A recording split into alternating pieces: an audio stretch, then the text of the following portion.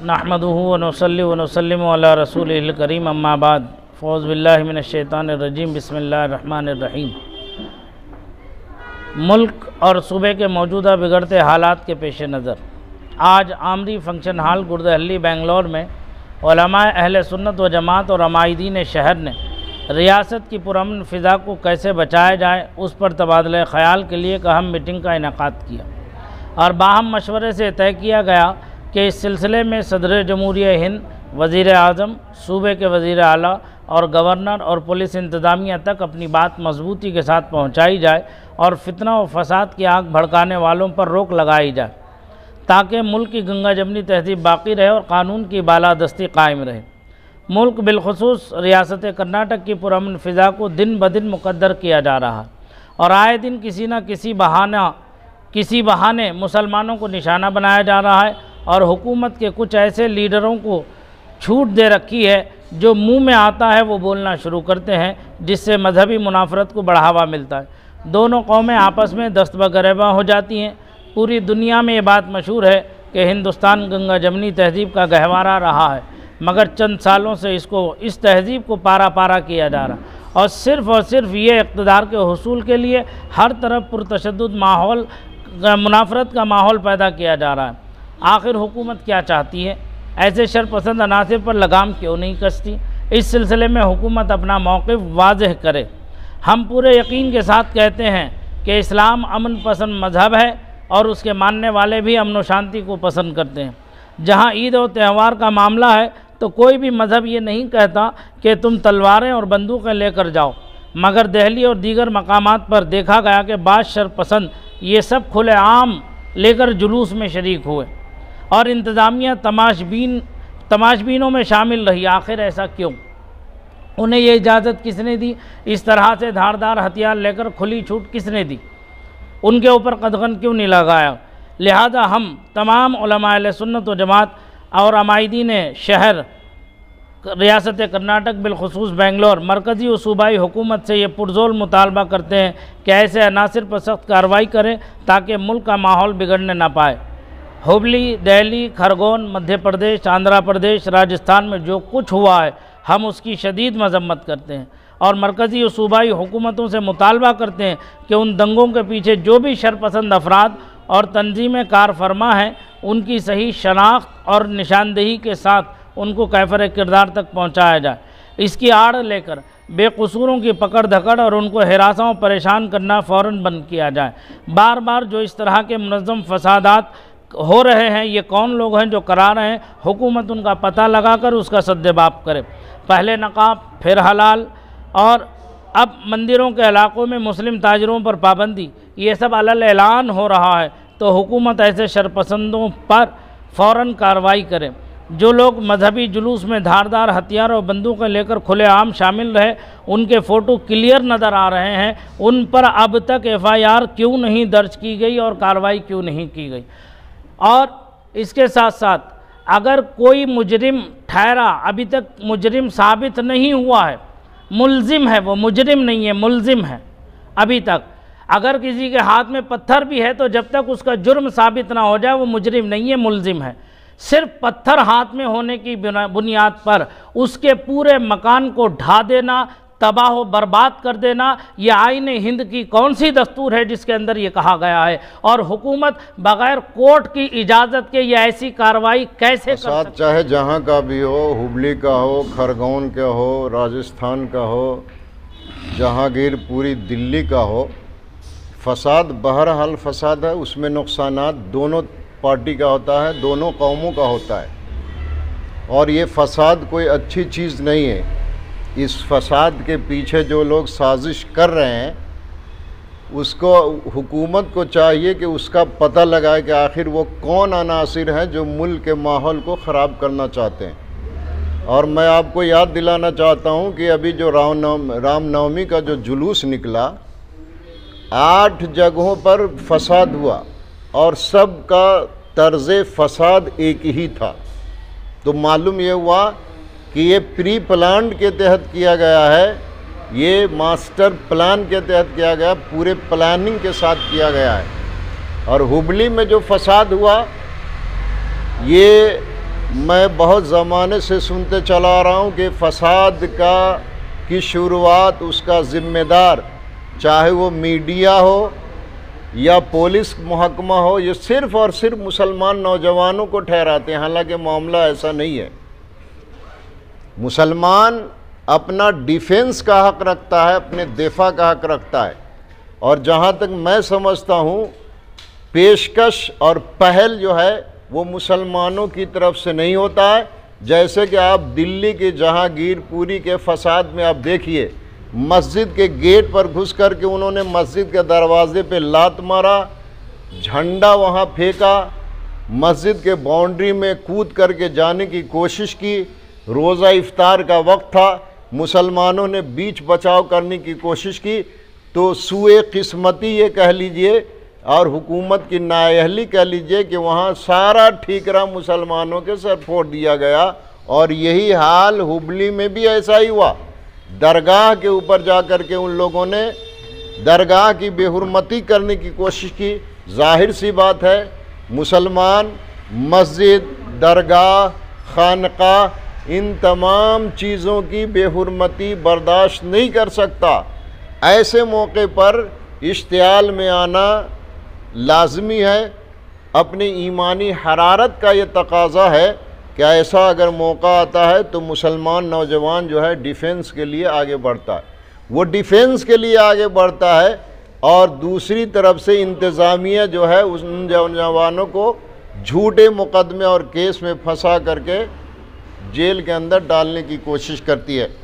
हमारी इस मीटिंग का मकसद ये है कि उलमाए अहले सुन्नत और अमायदीन शहर जो यहाँ बैठे हुए हैं, वो एक पैगाम देना चाहते हैं अपनों को भी और बिरादरान वतन को भी कि हिंदुस्तान अमनो शांति का गहवारा है और तुम अमनो शांति से रहो, जियो और हमको भी जीने दो।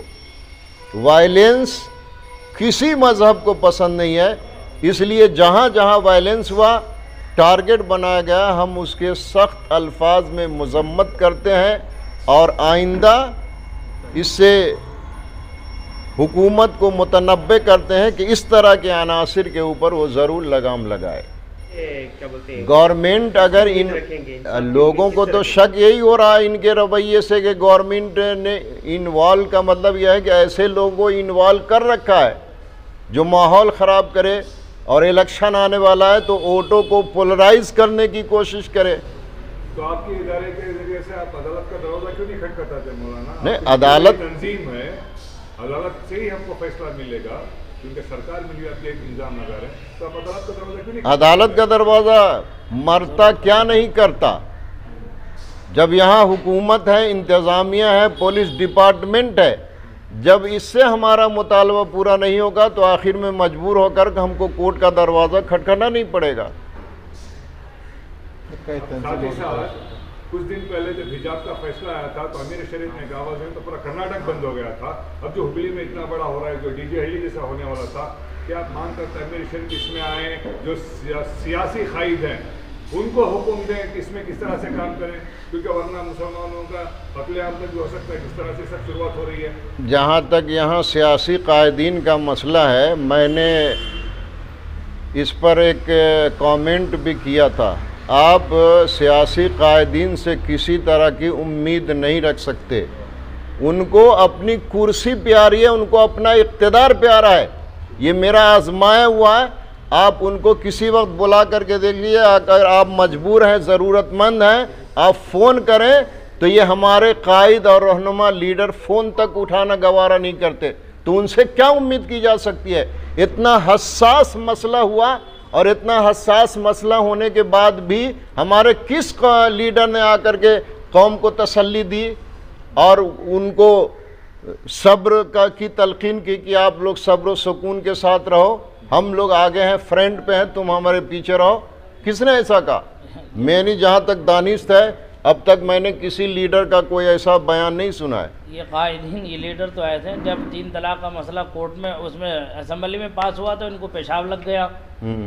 वोटिंग के टाइम पे पेशाब आ गए, कुर्सी छोड़ के चले गए। अभी एक नया लाया है जिसको बुलडोजर ला कहते हैं। यूपी में जो हुआ, जो भी दंगे फसाद में मुजरिम पाए जाते हैं या मुलजिम भी पाए जाते हैं, उनके घरों पर बुलडोजर जाके चढ़ा रहे हैं। आज मौलाना अरशद मदनी का बयान आया कल इस सिलसिले से कि सुप्रीम कोर्ट जाएंगे, तो यहाँ के उलमा इकराम, सियासी कायद, मिली कायद क्या करें? इंशाअल्लाह वक्त आने पर आदमी जब सोया रहता है और जब वक्त आता है तो हर एक को बेदार होना पड़ता है। तो इंशाअल्लाह वक्त आने वाला है और उलमा अमायदीन बेदार होने वाले हैं और हो चुके हैं।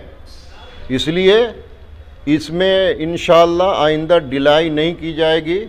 और ये बुलडोज़र का जो कल्चर शुरू हुआ वो यूपी से शुरू हुआ और उसके तर्ज पर पूरे मुल्क में बुलडोज़र, मध्य प्रदेश में आपने देख लिया, अभी राजस्थान में किसकी हुकूमत है आपको मालूम है, किसी पार्टी का नाम नहीं लेना चाहता।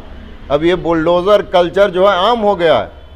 अब जैसे कि हमारे मौलाना ने कहा, मुजरिम और मुलजिम, इल्ज़ाम लगा देना किसी पर आसान है और मुजरिम साबित करना ये बहुत मुश्किल काम है। इस मुल्क का अजीब हाल है कि कातिल ही मुहाफिज है और कातिल ही सिपाही है। अब कहाँ जाएंगे?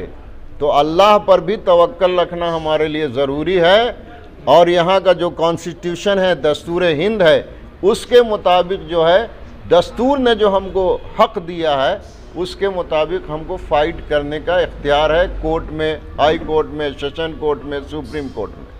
बिस्मिल्लाहिर्रहमानिर्रहीम।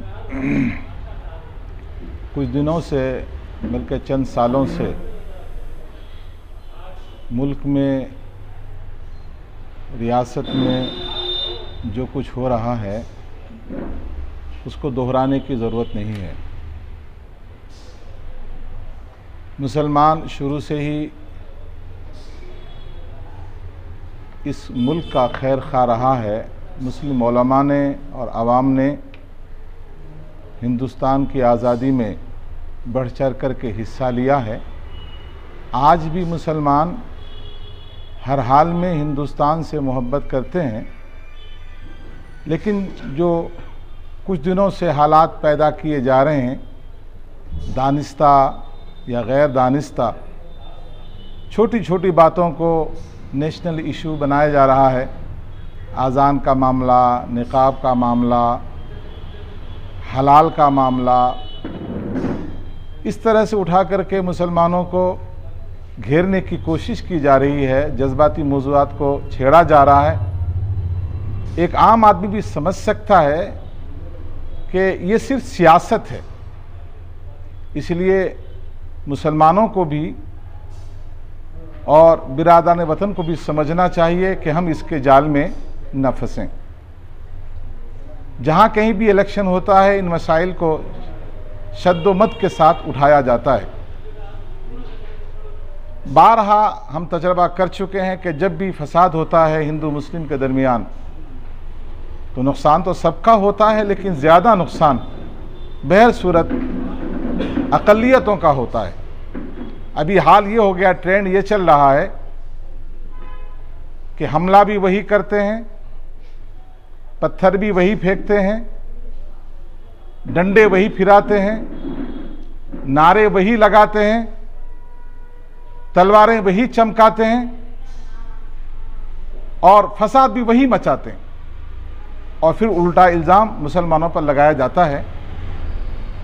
हम देश की एकजहती के लिए, मुल्क की एकजहती के लिए हम ये चाहते हैं कि वक्ती मफाद के लिए हुकूमत या कोई पार्टी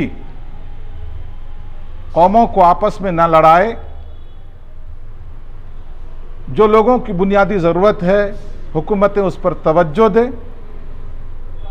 और इस तरह की भीड़ की जो सियासत चल रही है, फसाद की जो सियासत चल रही है, इस पर रोक लगना चाहिए, वरना मुल्क तबाह और बर्बाद हो जाएगा।